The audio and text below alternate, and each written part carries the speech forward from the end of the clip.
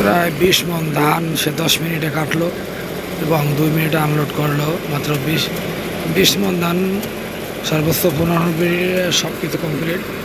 এই মেশিনগুলো যে এগুলো চায়নায় তৈরি, চায়নাতে এগুলো তৈরি হয় এবং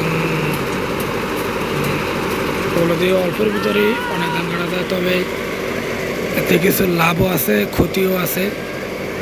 সেটা আপনারা যারা ধান কেটেছেন তারা অবশ্যই বুঝবেন।